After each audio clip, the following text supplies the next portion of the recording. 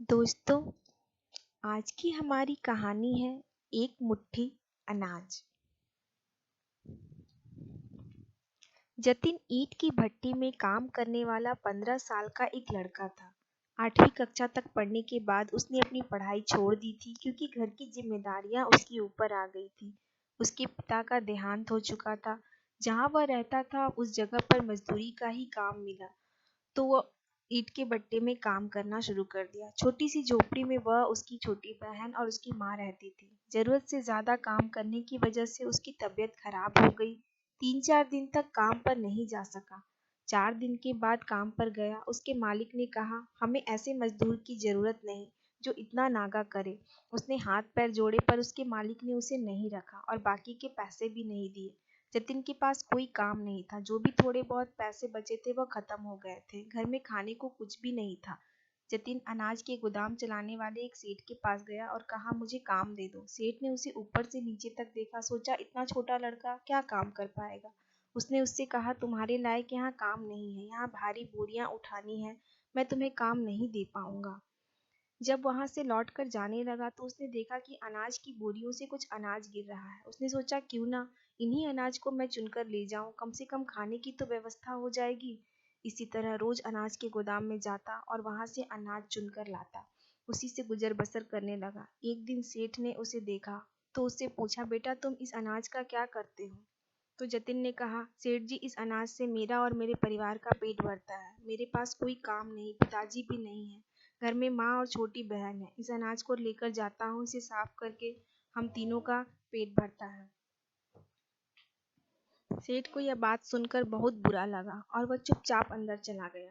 अगले दिन फिर जतिन आया और वह अनाज गिरने का इंतजार कर रहा था। आज जतिन को रोज से ज्यादा अनाज मिला और वह खुशी खुशी अनाज लेकर गया।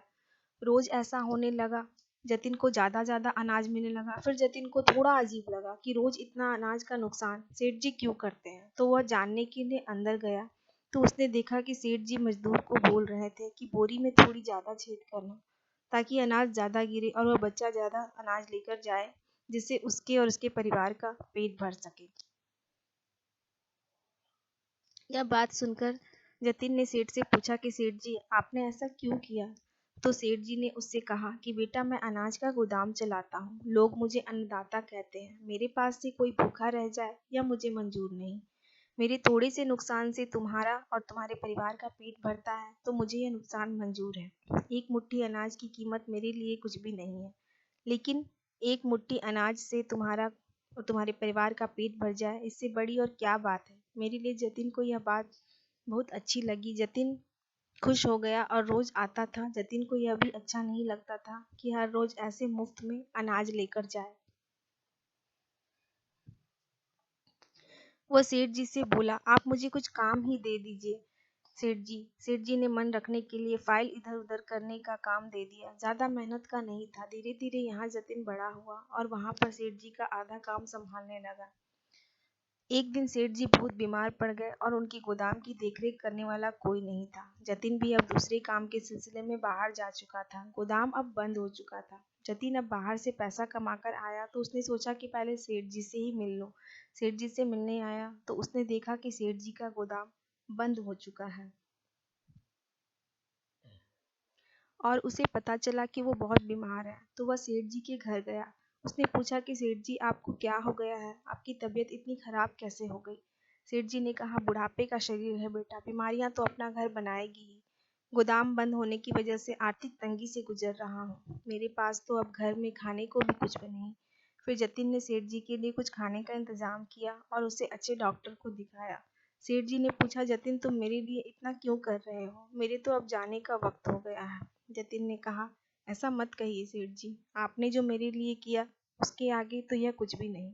बस यूं समझ लीजिए कि आपकी एक मुट्ठी अनाज की कीमत ही मैं चुका रहा हूँ और मुझे आशीर्वाद दीजिए कि मैं आपका गोदाम फिर से खड़ा कर सकूं। जतिन ने गोदाम को फिर से शुरू किया और कड़ी मेहनत की, जिससे सेठ जी का गोदाम फिर चल पड़ा। कुछ दिनों के बाद सेठ जी गुजर गए और गोदाम का मालिक जतिन बन गया। जतिन भी अब जरूरतमंद लोगों को ऐसे ही अनाज दे देता था।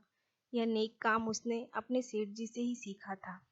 तो दोस्तों, आपको ये कहानी कैसी लगी ज़रूर बताइएगा कमेंट करके, और मेरे चैनल को please like share and subscribe कीजिएगा। Thanks for watching and listening.